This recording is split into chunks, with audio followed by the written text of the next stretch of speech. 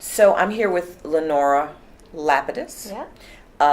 who is the director of the Women's Rights Project of the ACLU. Yep. Can you tell us a little bit about what that work entails? Sure. So the ACLU Women's Rights Project was actually started by Ruth Bader Ginsburg in 1972. She wrote the first brief on behalf of the ACLU in a women's rights case called Reed versus Reed, which the Supreme Court decided in 1971, and it was the first case in which the court held that the Equal Protection Clause of the 14th Amendment prohibited sex discrimination just as it had prohibited race discrimination. Until that time, every case that had come before the court alleging constitutional sex discrimination, the court had denied. So 1971, Ruth Bader Ginsburg wrote that brief for the ACLU, and the ACLU realized we were on the verge of a new era in women's rights. Certainly the second wave women's movement was happening then, and there was a lot of activism, there was movement in Congress, and this was now the movement in the courts. So during the decade of the 70s, Ruth Bader Ginsburg directed the Women's Rights Project, brought all of the major cases that established constitutional protection for women's equality. In 1980, she was appointed to the D.C. Circuit Court, and then in 93 to the Supreme Court. So I have big shoes to fill, but I am trying to follow in her footsteps as best I can. And our work today focuses on four primary areas. The first is economic justice and employment discrimination. The second is gender-based violence in all its forms. The third is educational equity. And the fourth is women in the criminal justice system, and in particular, fighting to reduce the number of women who are incarcerated. Now, in preparing to meet you and interview you, I looked at the movie Equal Means Equal. Yes. And one of the things it said in there, like all this work that was, blossoming in 1971, but by 1982 with an extension, the Equal Rights Amendment did not pass. And so the sense I got from that movie is we actually, despite this case you just described, we actually are not protected under the Constitution. Well, I wouldn't go that far. Okay. During the decade of the 70s, what Ginsburg and her colleagues at the ACLU Women's Rights Project did was establish that the Equal Protection Clause of the 14th Amendment protected against sex discrimination just as it protected against race discrimination. Now, back earlier, the first wave women's movement during the suffrage period, when the 19th Amendment was enacted. So the 19th Amendment was finally adopted in 1920. That gave women the right to vote, but that's not all it was intended to do. The folks working on the 19th Amendment actually intended the 19th Amendment to give women equal rights under the Constitution. This was the amendment that was going to put women into the Constitution. There were court decisions shortly after 1920 in which some courts found, yes, this amendment meant that women were now equal in all realms. Other courts said no. So starting shortly thereafter, in 1924, Alice Paul introduced the first Equal Rights Amendment. She said, okay, the courts aren't finding that the 19th Amendment gives us full equality. We need an explicit statement in the Constitution that says women are equal. And so that began the first wave of push for an ERA. Things died down after a decade or so, and then picked up again, as you say, in the 1970s with the second wave women's movement. There was a lot of activism. There was a huge conference. There was support from Republicans and Democrats. President Ford was very supportive. And it passed in the Senate, it passed in Congress, but then it needed to be ratified by the states. And at that time, they fell 3 states short of ratification. So it kind of died again. Over the last 20 years, really, there's again been a push to ratify the ERA, either by trying to get 3 more states to ratify or by introducing a new constitutional amendment and starting the process over again, because there's some debate whether or not you still today only need those 3 more states or you need to start all over again. So it's been a long process. Nevada just last year did vote to ratify. So now there are just 2 states needed. Okay. But again, it's a long haul. But to me, that doesn't mean that women aren't protected under the Constitution, because what Ruth Bader Ginsburg, before she became Justice Ginsburg, did in the 1970s was very clearly establish in court decisions that the 14th Amendment, Equal Protection Clause, does provide equal protection for women as well. Now, it isn't explicitly stated in the Constitution. She herself has said we should explicitly state it. Certainly, many legal scholars have gone all over the world as countries, new democracies are adopting constitutions. We've been urging them to put an equal rights amendment for women in their constitutions, and yet we don't have one here. So, of course, I think explicitly we should have one, but I would not say we're not protected in the Constitution, because there's now all of this case law. In fact, just this past year, in a case called Morales-Santana, the Supreme Court again reiterated that when the government draws distinctions on the basis of gender, it must meet a very high standard in order to justify that.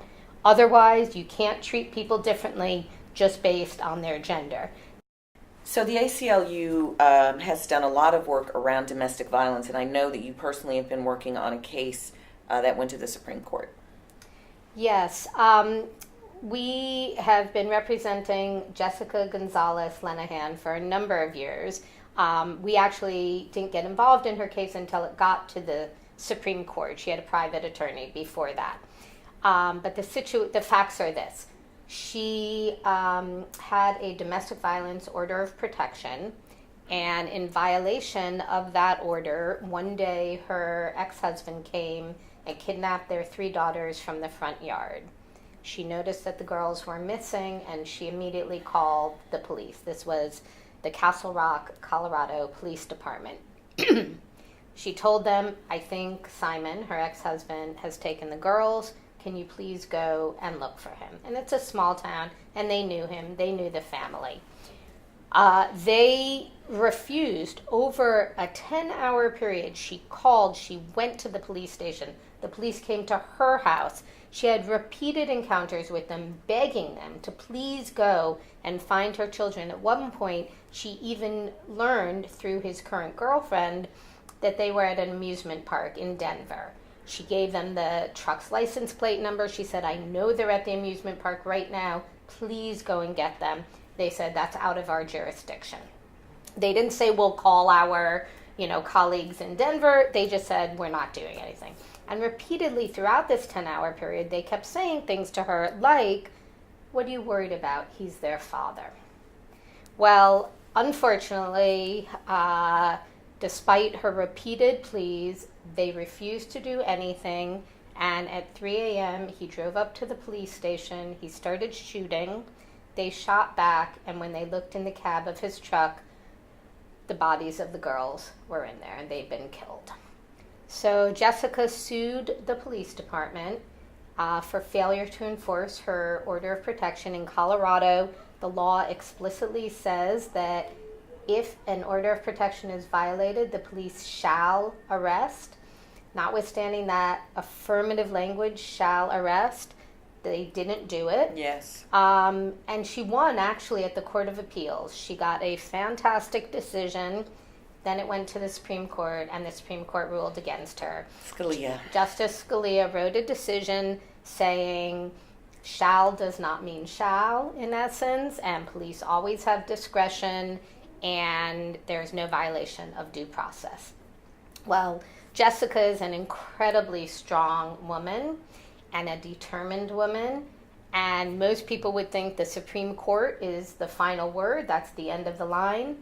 but we talked with her and we came up jointly with a strategy that we would take her case to an international tribunal. So we filed a petition before the Inter-American Commission on Human Rights, which is based in Washington, D.C., and it governs all of the countries in the Americas, the entire Western Hemisphere. And after a number of years, several hearings, we got a fantastic ruling.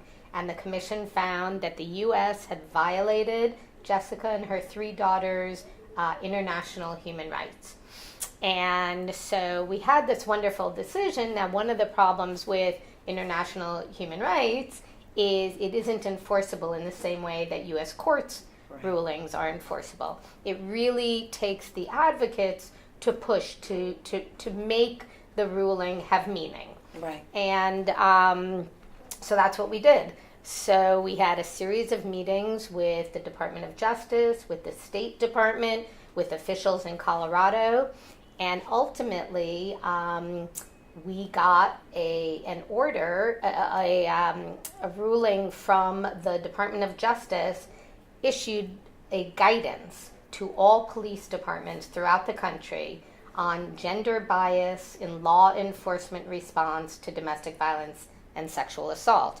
And what this guidance did was say to police departments, you need to look at your practices, your policies, the way you run your police departments, and make sure that you are not operating under gender bias. And they gave lots of examples and said things like, if you receive calls for domestic violence or sexual assault, you need to take those seriously. So we're now working with police departments all around the country to, again, try to give meaning, to make sure that it's not just a great ruling, but it actually has an impact on the ground. Right. I'm personally a survivor of domestic violence, and so I know how difficult it is to make reports. I also know that when you get a restraining order, that's sometimes the most dangerous time, that actually will incite your abuser to even greater violence. But one of the things I think people don't know about, this is something that's happened to me, was, despite the various allegations I had, you as the victim don't have a say over how the prosecutor wants to, what charge they want to use. So in my own case, the charge that New York decided to use ended up being struck down by the appellate court in every case that had ever happened, and it was ruled as constitutionally vague and that it could end up affecting people's right of free speech. They used a statute called aggravated harassment in the second degree, which has been very controversial. And the result of that is it ended up having me now being sued in a federal court for malicious prosecution and malicious abuse of process, because that's a dismissal in favor, even though it was never reached on the merits. I'm now, before a federal court. And I think people don't understand how, when people are abusers, they will figure out a way to abuse you. They will use the courts, that it extends forever. Wow. It's a control issue. Absolutely. So as we talked about, equal rights, MeToo. Yeah. We aren't even equal in that if I say someone did something to me, that's not enough. We're seeing that women who come forward, they need to come forward in numbers, and sometimes, in the case of Bill Cosby, 62 women result in a mistrial. Yeah. So even if there was something in the law that protected us, what do? We're not equal. One woman to one man is not enough. Yeah.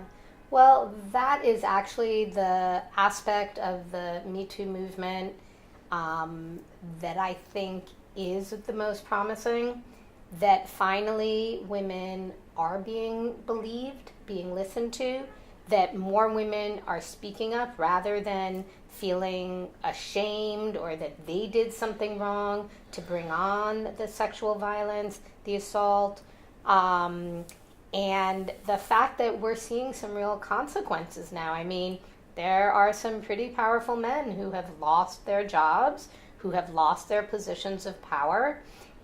So I think that is the start. I think the fact that women are coming forward, are telling their stories, there is power in numbers. It still, doesn't get us all the way, but I think it's a start. And I think what we have to do now is take that momentum and really figure out what are the systemic, structural problems that allow domestic violence, sexual harassment, sexual assault to continue. And so, what are all the places where people who are in decision-making positions aren't doing what they need to do to eradicate that violence? So, for example, I think that, in Hollywood, since that's where things began with Harvey Weinstein, I think, first of all, the fact that so many women came forward, because there have been women coming forward about Harvey Weinstein. Rose McGowan has been screaming for decades. Exactly. So, but it was the volume. It was when there was 1 and 2 and 3, so many that then people just couldn't ignore it anymore. But I think what has to happen now is that the structures that allowed it to continue have to be changed. One way I think we can do that is we've been working for a long time to get more women into positions of power. So we've done a lot of work pushing the studios to hire more women as directors for film and television. That's just one slice of it. But I think that's important both because as an employment issue so that women have those positions, but also for the stories that they will tell, the films and TV series that they will create will have more of a gender lens. But we need to do that throughout the industry and then throughout all industries so that, the higher ups at the studios, the higher ups at the talent agencies, when we have more women in those positions making the decisions, then I think that this kind of ongoing looking the other way won't be able to continue. Well, I can't say that I agree that having more women is the answer because 53% of college-educated women voted for someone who's sitting in the White House who, has a history of being accused of being a predator. We need to have the right women in those positions. I want to ask you about, I'm in touch with some of the silence breakers, and there are other things that these predators have done to them other than just sexually harassing them, and, it's driven many of them into bankruptcy, having to sell their homes, and it seems that they don't have any legal recourse against things like, it was alleged that Weinstein hired a woman to create a mock corporation. She was like a former Mossad person and created a mock corporation and sat down and interviewed many of the silence breakers and the newspapers to find out more names. And many of the women have said to me that their email accounts have been hacked and are being tracked even to this day. Yeah. But there's no legal recourse for them for that?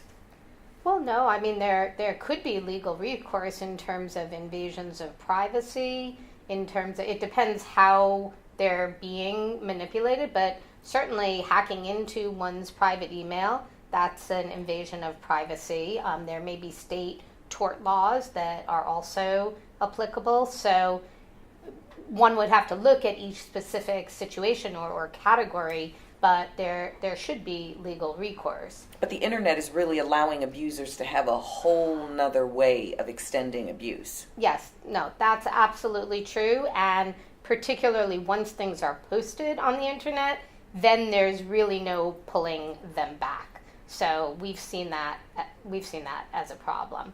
But I want to return to women in positions of power in industries.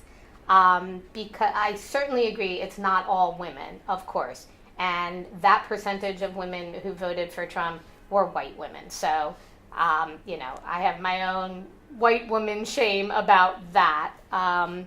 But it is the fact that historically male-dominated industries, from Hollywood to fire departments, police departments, farm workers, where the men are at the top and are overseeing what happens, what's allowed, what's not allowed, who gets punished, there is just less of an ability for the women who are being harassed or being assaulted to speak up. And we've seen that where you have more women rising into positions, of management, then when there is abuse going on, the workers will speak up more. So I do think that if we can ultimately change industries, all of the historically male-dominated industries, to have more gender parity. That will mean there'll be more pay equity, there'll be more equal treatment on the job, there'll be more, promotions, and there will be less sexual harassment. Women will be viewed more as integral members of the workforce in whatever industry they're in, and won't be seen as, sort of disposable or workers that can be taken advantage of. So I do think that ultimately that's the goal that we want to be working for. Now I have an off-the-cuff question for you, and I actually told Melissa I was going to ask her, but I never got to ask her. Could you just explain to me the ACLU's position on free speech? And you know the case I'm talking about. I don't know the case you're talking about. Citizens United. Oh, I can't really explain that. Okay. I mean, what I can say is that I don't work specifically on First Amendment issues, although it comes up a lot in my work. And that decision, there's a lot of different views at the ACLU about that. Okay. So I just know the ACLU wrote an amici on behalf of it, and the idea for us women who have less, 72 or 22 to 72 cents on the dollar, if money equals speech, women will never have equal speech because we never have equal money. Well, and I can answer that by saying that we devote a lot of effort toward equal pay issues. We're working both at the federal level, but particularly and especially right now with this Congress and this president, we're working very closely with our ACLU state affiliates all over the country on a range of equal pay measures. Two of the most promising ones. One is a ban on reliance on prior salaries, so that when you're hiring somebody, you can't ask them, what did you earn at your last job? Because we know there's already a wage disparity. And so if you hire them in and the woman says, my last job was $20,000, and the man says, my last job was $30,000, you're just going to perpetuate that wage inequality. So we've been getting those laws passed in states all across the country. Another is for wage transparency. We know that often employers have policies where they actually prohibit employees from discussing their salaries. And in that way, I may not know what you or what the man next to me is earning, and he may be earning a lot more. So laws that prohibit employers from penalizing employees from talking about their salaries. So those are two steps that are working in a lot of state legislatures right now that we think hold a lot of promise. Another big area of our employment work is around pregnancy discrimination. Because even though, again, this goes back to your question of it's the law on the books, but what is it on the ground? So in 1978, this is actually now the 40th anniversary of the Pregnancy Discrimination Act. And Congress said employers may not discriminate against employees who become pregnant. Well, the law's on the book, but we know that women who, become pregnant are either being kicked out, women who need some accommodation so they can keep working. Again, in some of the male-dominated industries like policing, maybe she can't go out on patrol in the final 2 months of her pregnancy. Can she have a desk job? Those kinds of accommodations are often necessary. So in 2015, the Supreme Court issued a decision in a case called Peggy Young versus United Parcel Service, Young versus UPS, in which the court made clear really what the 78 law had said, which is if you provide accommodations for some workers, you must provide those accommodations for pregnant workers. You have to treat someone who is pregnant the same way you treat anyone else who is similar in their ability or inability to work. You can't look at the cause of that incapacity. So just because he, fell off the ladder at work and you're giving him a desk job, if she also can't go on patrol, she needs to be given a desk job. So we got that decision in 2015, and now the ACLU Women's Rights Project, we've been litigating the cases all around the country to kind of fill in the gaps and make sure courts understand what the Supreme Court meant in that decision. Now I'm going to be silly with you. Yes. You know, a lot of people probably watched the Scandal, How to Get Away with Murder crossover, Yeah. where Annalise went to Olivia with a case. What makes a face case for the ACLU to take up to the Supreme Court? Well, first of all, we take it at the trial court level. We never know if it's going to get to the Supreme Court. Right, but what you're looking for an ideal case. Yeah, we're looking for cases that will shape the law. So in these pregnancy discrimination cases, the way the court wrote the decision in Young versus UPS left open a lot of questions. And so what we try to do is find a case that that will clarify that. But you know, now with all of the sexual harassment allegations coming forward, we really welcome not only cases that will establish clearer law, but also cases on behalf of underrepresented women. So we're doing a lot of work with restaurant workers, for example, domestic workers, hotel workers, because those women, like you said earlier, the law is on the books. Sexual harassment's illegal, but they are getting harassed. So what we want to do is uplift those cases and say, look, these women deserve the same legal protections as the women who can, you know, afford an expensive lawyer in Hollywood or wherever. So sometimes it's for groups of women who otherwise wouldn't be able to have their claims really get a hearing. Do you foresee that this whole MeToo sexual harassment issue will reach the level of the Supreme Court?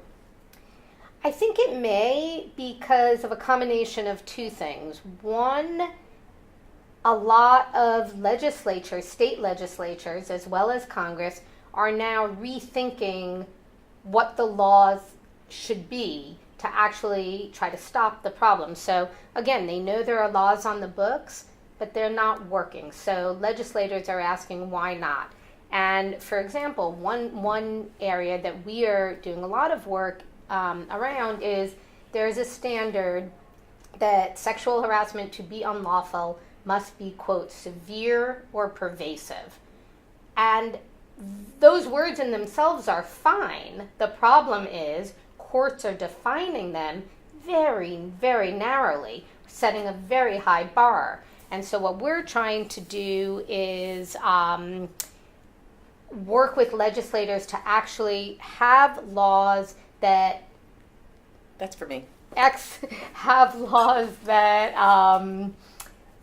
explain what is meant by severe and pervasive to make it something that a plaintiff can meet. Right. So I have to say that for me, abuse is in the eye of the receiver. Mm-hmm. And for someone to say what's severe for you might not be severe for me. So that is one of those challenges in the law when they give words and then you have to prove it. I was speaking with the head of a union, and she said one of her members who was, she said, 100 years old, called her to complain about something that had happened in 1949. Mm-hmm. This was a man who said he went to an audition and that the producer took off his shirt. She felt like that was meaningless. And I said to her, taking off your shirt in 1949 is not the same as taking off your shirt in 2018. Right. And if it were meaningless, he wouldn't have been carrying that story to 2018. Right. So clearly for him, right, there was a severity to the abuse he experienced, right, from that he's been carrying this story 50 years later. Right, right. Well, so that's exactly right. And so what we think needs to happen is some examples need to be given about the impact, about, the frequency, whatever it is, lay out a little bit more of what those terms mean, because they could mean different things to different people. And we think a large part of the problem, the reason women aren't winning these cases, is because the courts are interpreting them in a way that is impossible for anyone to meet. So we're going to wrap it up, and is there something you want to say about how you and your work at the ACLU is working to really give women more say under the law for their rights? Because that's what you do.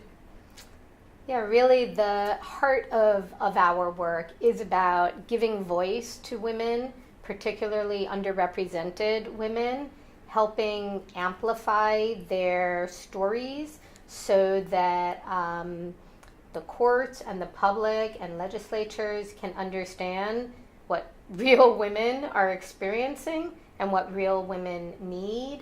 And we hope that we can use our tools as lawyers, as policy advocates, as communications experts to start to really shift the paradigm so that everyone understands that women have a lot of value and need to be listened to. Thank you, Lenora. Thank you. Thank you, Shift Network.